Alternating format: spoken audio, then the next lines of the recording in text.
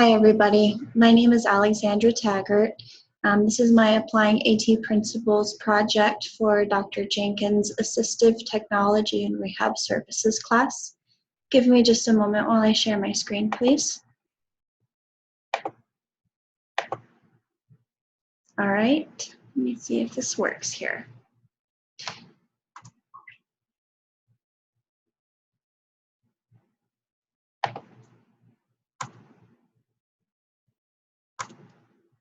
All right, so before I begin my presentation, I just want to start with a disclaimer. The name of the individual that I used for this project has been changed in order to protect her identity. None of the photos in my presentation are of this individual in order to protect her.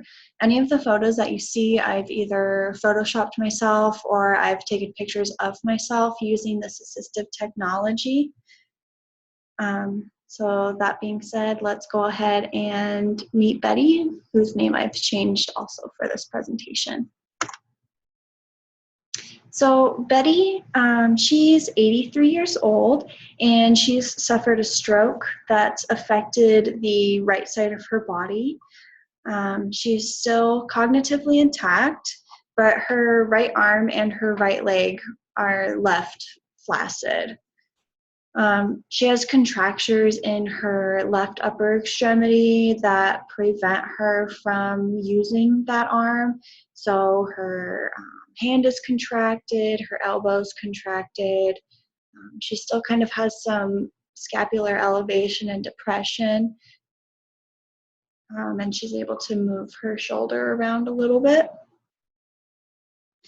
Betty's goal is to be able to feed herself using her right arm, which she did before the stroke because of the contractures on the other side. So now I want to take a look at the HAAT model, the HAT model. This is the Human Activity Assistive Technology model. And it's the human who is doing something, which is the activity, in a context that uses assistive technology. So the activity is the task in which the person is engaging in. So for example, for this project, Betty is going to be engaging in the activity of feeding herself. The human, it looks at the user's abilities for the assistive technology. So for example, in Betty, I would be looking at her motor, which is impaired in her right upper extremity and her left upper extremity. Her left upper extremity has the contractures that prevent her from holding anything or from extending and flexing her elbow. Her sensory is intact on her left side. However, on her right side, she's unable to gauge whether something is hot or cold. So that's going to be something I need to look at because she's not going to know if her food's too hot or if her food is cold. We also want to look at her cognition, especially if we're using a more complicated piece of assistive technology. Betty's cognition is intact. However, the piece of assistive technology that I've chosen to use is low tech, and that's just because she's living in an assisted living facility. They don't have the resources to fix a piece of equipment that's malfunctioning, or to send someone out to do these repairs can be really costly. So that's why I chose the low tech piece of assistive technology.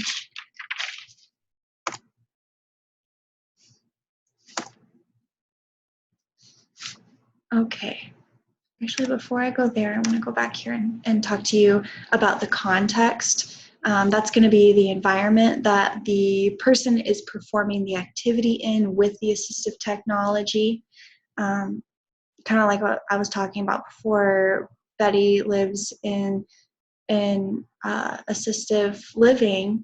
So even though she may not be able to have a high-tech piece of equipment and be able to get someone out to make those repairs to her if they need, if the assistive technology needs that repair. She does have people available to her 24 hours a day, 7 days a week. She's got her call button right there. She can press it if she needs someone to help her set up her technology or help her with manipulating the technology, or even just supervising her while she is using the technology. And assistive technology, just for clarification, it has to be able to help the person to perform the task as independently as possible. So that was my goal when I was looking at Betty, and I was just thinking, how can I help her to perform her self-feeding as independently as possible? And they need to be able to use the technology as successfully as possible as well. Okay, now I'll bring you over here. So this is what I was looking at when I was creating an assistive device for Betty. I wanted to find something that was really easy to make, really easy to maintain, and I wanted to use pieces of equipment that were already available. So of course, being in this facility, we have tons of IV poles floating around. So I know that you, Dr. Jenkins, wanted a price for these items. So I asked our lady who does all of our medical supply orderings, and she told me that she buys the IV poles for our facility from Global Industrial, and they're about $32 a pole. I'm not sure if buying these in bulk is going to change the price at all, but that's what I found. And then I did do some research online, and they're ranging between $30 and $40. So I decided to stick with that figure of $32. So in addition to the IV pole, I also used TheraBand. And if for those of you who don't know what TheraBand is, I actually have a little piece right here. It's a piece of kind of like rubbery material that's very resistive. People typically use these in rehab centers for strengthening because it is so resistive.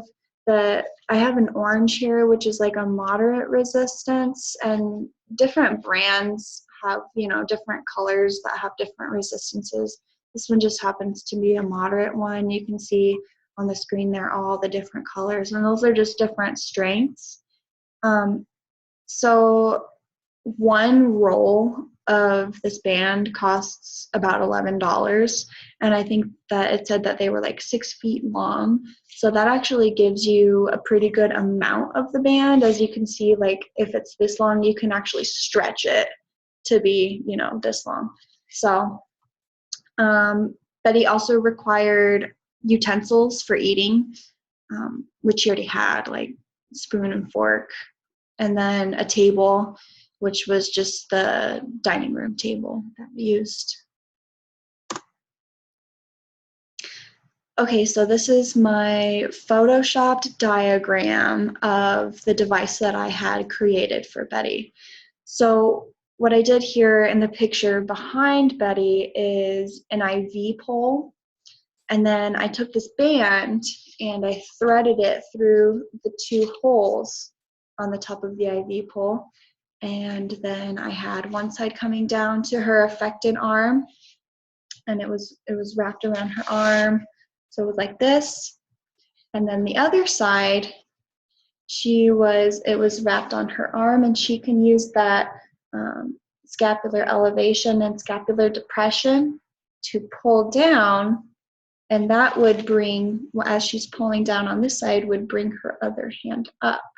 So she was actually able to control her right arm with her left arm through this pole and this TheraBand that would kind of stretch like this.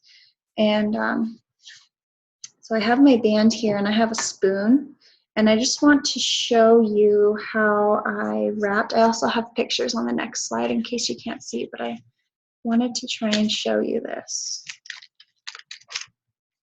So as you can see, this really allowed the spoon to be secure on her hand. I mean, I can shake it up and down, and I'm just letting my hand go limp here. because the band is supporting the spoon in a functional position. And actually, if I rest my hand here and I start to pull up, like say I'm pulling down on my other arm to bring this arm up, it naturally supinates the wrist and internally rotates the arm. So it naturally brings this up towards the person's mouth to allow them to eat. And as it comes down, your hand goes down.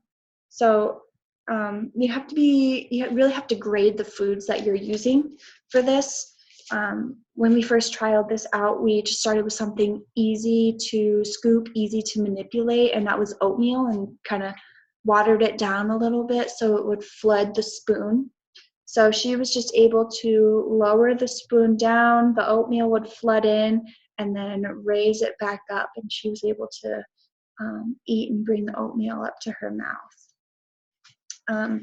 Throughout training, we were able to start to load a fork with like pieces of French toast, something that's kind of mushy, so that the prongs of the fork would go into the French toast. So it was successful with both solid food and a more liquefied food.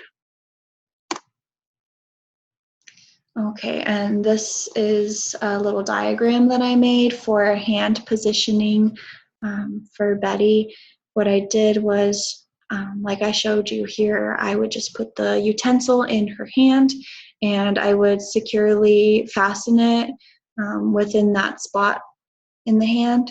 So you can, like in the pictures I tried to show you, I even rotated my hand all the way around and the spoon would not move. Now Betty does need assistance for getting set up with this assistive device. Like she needs someone to bring the IV pole behind her. Let me go back to that picture so you can see. Bring the IV pole behind her and assist her in positioning her hand in the band and the spoon. But once she's set up, she's ready to go. She's able to elevate her arm using her left arm and lower her arm using her left arm.